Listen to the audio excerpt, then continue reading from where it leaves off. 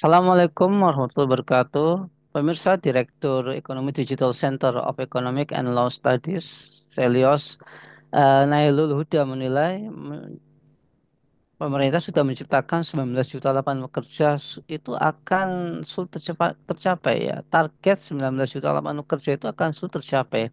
Saat ini saja menurut dia pertumbuhan ekonomi tidak diiringi dengan kenaikan jumlah tenaga kerja. Lalu juga menerangkan jika menggunakan perhitungan setiap 1% pertumbuhan ekonomi terdapat penyerapan 120.000 tenaga kerja. Artinya per tahun hanya bisa menyerap 600.000 tenaga kerja. Menurut dia selama 5 tahun aja 3 juta tenaga kerja saja itu jauh dari angka 19 juta yang disampaikan oleh Gibran. Jika terserap pun itu hanya di sektor informal yang minim perlindungan sosial. Ya. Apakah janji 19 juta lapangan kerja ini hanya ilusi? Ya, kita harap tidak. Ya, kita mau kerja, cari kerja aja susah. Ya, gimana mau mensejahterakan negara kita? Nah, apakah pernyataan ini benar atau kita bisa buktikan bahwa pernyataan ini salah? Untuk membahasnya kita akan terhubung dengan Bung Erwin Purmana. Assalamualaikum Bung Erwin. Assalamualaikum warahmatullahi wabarakatuh, Bung Nanang. Iya, Masya Allah Bung Erwin. Ini ya kita cukup gembira ya kita ada target 19 juta lapangan kerja. Cuma ya fakta di lapangan katanya Bung Nailul ini kok sulit gitu ya. Ini gimana Bung? Iya, begitulah fakta kita. Eh, Begitu banyak berentetan itu terjadi penutupan perusahaan-perusahaan besar ya, Seritek kemarin itu. Sebelumnya lagi ada Bata. Jadi bukan penyerapan lapangan pekerjaan yang terjadi, justru yang terjadi adalah penambahan pengangguran. Di mana perusahaan-perusahaan besar itu kemudian beroperasinya bukan lagi di Indonesia, sebagian besar mereka itu beroperasi di Vietnam. Itu faktanya. Ya, ketika mereka pindah dari Indonesia ke Vietnam, maka dengan sendirinya industri tutup. Kalau industri tutup, ya berarti nggak ada lowongan lapangan pekerjaan. Nah, sekarang dinyatakan oleh Pak Wapres ini akan adalah 19 juta lapangan pekerjaan. Oh, itu luar biasa itu angka itu. Dari mana datangnya angka 19 juta pekerjaan itu? Apakah ada indikator-indikator berkaitan dengan pertumbuhan ekonomi atau ekspor akan meningkat? Faktanya kan tidak. Tidak menunjukkan ada satu kondusivitas ekonomi sehingga ekonomi itu nanti nampak dia akan tumbuh ke depan. Enggak, tidak menunjukkan itu, justru sebaliknya. Dengan efisiensi, maka berbagai macam sektor itu kan terdampak sekarang. Sektor transportasi, sektor perhotelan, ya sektor hotel eh, dan restoran gitu. Ya, sektor pariwisata termasuk juga logistik di situ akibat efisiensi kebijakan efisiensi ini justru kan dampak ekonomi sekarang justru menunjukkan penurunan, ditambah lagi dengan perang dagang antara China dengan Amerika, ya itu justru menambah peluang ekspor kita ke Amerika itu menjadi semakin rendah. Ya, kita kan jadi terdampak akibat perang dagang antara China dengan Amerika gitu. Jadi dengan begitu kecil kemungkinan kita eh, bisa merasionalisasikan angka 19 juta ini dari mana gitu penjelasannya itu. Ya, apakah ada ekspansi? Kan tidak ada ekspansi bisnis, ekspansi ekonomi, ya, ekspansi kawasan-kawasan industri yang baru. Nggak nampak itu. Ya, nggak muncul di mana ini, nggak muncul gitu. Nah, ini justru menunjukkan ke depan eh, akan semakin banyak janji-janji yang diutarakan tapi kemudian tidak dipenuhi. Tapi memang sayangnya sih, Bung Nanang, masyarakat Indonesia itu agak pelupa ya. Ya, masyarakat Indonesia itu agak agak pelupa dan sangat mudah memaafkan gitu. Ya, bagaimana kita di kalau kita reminder lagi janji berkaitan dengan Indonesia nanti bakal punya mobil nasional, ya, namanya SMK, udah dipesan oleh 6.000 orang. Janji itu sampai sekarang kan nggak ada.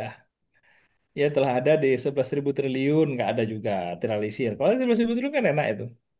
Hutang kita lunas, Ya kita bisa makan gratis karena ini nggak pusing gitu. Dan kemudian masyarakat kan mudah aja menerima eh, janji yang tidak kunjung ditepati itu. Ya kalau secara individu yang berjanji oke lah. Tapi yang berjanji itu kan bukan individu, tapi jabatan seorang yang diberikan amanah tinggi, yang dia diangkat bertutur, berucap, itu kan sepersekian detiknya itu kan dibayar oleh negara gitu dari pajak masyarakat. Yang mestinya dalam setiap ucapannya itu adalah ucapan-ucapan yang bisa dipertanggungjawabkan di tengah-tengah masyarakat. Nah, jangan sampai nanti dengan 19 juta ini justru menumpuk janji-janji yang tidak pernah direalisasikan gitu. Demikian, Bu.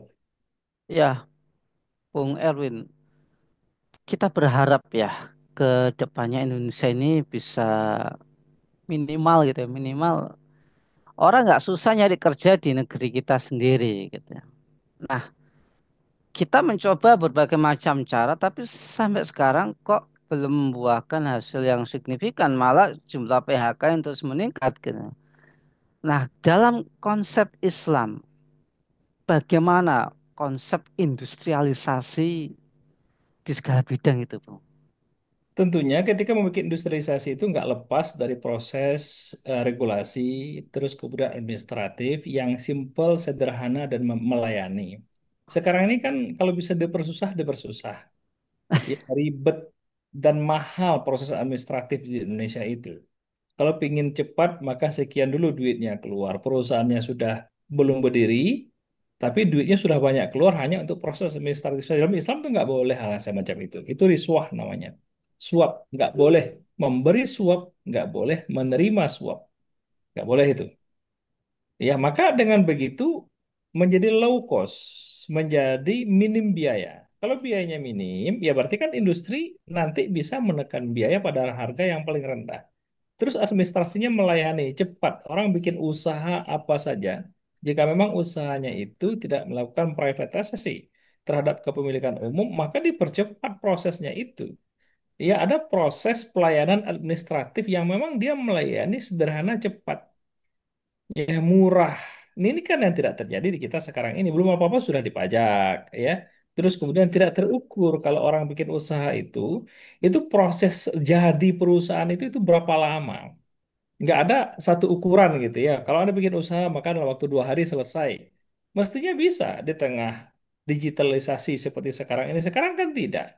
Orang-orang lebih cenderung untuk pindah ke luar negeri malah. Kenapa? Karena di sana ya jauh secara administratif mudah. Terus kemudian secara culture ya, culture premanisme yang luar biasa juga ini di Indonesia. Ketika ada eh, lokasi-lokasi bisnis tertentu, maka premanisme itu justru kemudian menumpuk di situ, bukan kemudian menjagain, justru kemudian memberikan jasa menurut versi mereka, jasa pengamanan gitu. Ini kan menjadi beban ekonomi berikutnya. Jangankan usahanya berdiri, usahanya mau berdiri usaha aja, mau bikin industri di situ. Baru aja truk mau masuk, misalnya pasir mau masuk itu sudah antri itu. Ya baru aja besi mau masuk itu sudah antri. Hal yang semacam ini kan harus diberesin. Siapa yang beresin? Lah negara. Kalau kita punya aparat keamanan, udah aja orang-orang itu direkrut jadi tentara gitu, jadi polisi, ya dididik, dibentuk mentalitasnya. Jangan anak sekolah masukin ke barak. Anak sekolah itu saatnya mereka untuk menempuh pendidikan. Mesti orang seperti itu tuh jadikan aja mereka sebagai polisi, dididik dengan baik gitu, atau jadikan tentara dengan baik, suruh berperang kalau memang Indonesia punya musuh gitu ya, atau jadikan sebagai aparat kepolisian dibayar oleh negara. Jadi nggak liar. Atau jika mereka nggak bisa diatur ya sudah di sanalah negara harus tegas, harus bersikap dengan tegas sehingga kondusif iklim secara administratif mereka kondusif, prosesnya cepat, tapi secara masyarakat, iklim sosial juga aman, juga kondusif gitu. Ini sekarang kan nggak aman, ya nggak aman dari eh, misalnya apa premanisme itu sangat sangat tidak aman. Akhirnya kemudian karena premanismenya marak dilihat oleh buruhnya misalnya, akhirnya kemudian buruhnya juga ketika merasa sedikit haknya tidak terpenuhi, ya sudah mereka juga unjuk kekuatan gitu ya. Mereka melakukan demo buruhnya misalnya. Ya walaupun memang sebagian kita harus akui bahwa demonya buruh itu penyebabnya lebih kepada rasa ketidakadilan yang mereka tidak rasakan di dalam perusahaan, haknya mereka tidak diperoleh misalnya, atau ada kezaliman-kezaliman dalam perusahaan yang terjadi kepada para buruh itu. Tapi faktor utamanya ya eksternalnya ini nih, yakni premanisme itu. Ya ketika perusahaannya berdiri, ketika perusahaannya baru akan berdiri, ketika setiap musim apa namanya, musim Lebaran minta THR misalnya, mereka puasa juga belum tentu gitu ya. Entahlah mereka puasa atau enggak, para preman ini giliran Lebaran merayakan Lebaran minta THR. Nah ini kan nggak sehat, iklim-iklim yang semacam ini menambah high cost ekonomi, ekonomi high cost, menambah perekonomian biaya tinggi, proses administratifnya mahal, terus begitu berdiri nanti banyak pungli-pungli, ya baik oleh premanisme, walaupun pungli itu ataupun oleh aparat misalnya, harus bayar dulu aparatnya untuk ngamanin perusahaannya, menjadi backing, itu kan nggak boleh mesti hal yang semacam itu. Ya nggak boleh, ya. Nah kalau itu semuanya berhasil dihilangkan, proses administrasi cepat. Terus kemudian eh, apa ketika perusahaan itu beroperasi nggak banyak pungutan di sana sini misalnya itu bisa bisa lebih murah sehingga ketika bersaing harga yang bisa ditawarkan oleh perusahaan itu bisa lebih rendah, bisa lebih murah gitu. Nah ini yang tidak terjadi. Sekarang ini Islam itu memberikan keadilan. Islam itu hadir untuk melayani. Para aparatnya itu adalah aparat-aparat yang melayani bukan hanya sebatas slogan tapi betul-betul dikerjakan. Yang haram menerima riswah, nggak mau menerima suap, ya merasa ketika mereka memberikan pelayanan terbaik itu betul-betul itu harapan untuk mendapatkan ridho Allah Subhanahu Wa Taala. Pelayanan itu bagian dari upaya meraih ridho Allah Subhanahu Wa Taala karena mereka memandang semuanya itu adalah ibadah ya pada Allah Subhanahu Wa Taala. Demikian, Bung. Luar biasa sekali. Ya, semoga solusi ini segera diaplikasikan oleh pemerintah kita gitu ya. Save tenaga kerja kita ya. Selamatkan negeri ini dari 19 juta pekerjaan sih enggak gitu. Yang kita khawatirkan 19 juta pengangguran. Nah, itu yang kita khawatirkan. Bayangkan per tahun 19 juta pengangguran. Masya Allah, luar biasa. Baik, semoga apa yang kita obrolkan hari ini betul-betul didengar oleh penguasa dan diamalkan gitu ya. Dan semoga Bung Erwin sekeluarga senantiasa dalam perlindungan Allah Subhanahu wa taala. Terima kasih Bung Erwin. Baiklah pemirsa, kabar petang yang dirahmati oleh Allah, demikianlah bincang-bincang kita hari ini. Jangan lupa ya untuk like, subscribe, komen, dan share sebanyak-banyaknya. Semoga menjadi amal kebaikan kita di dunia maupun di akhirat. Saya Nana Setiawan undur diri. Sampai jumpa di lain kesempatan dan wassalamualaikum warahmatullahi wabarakatuh.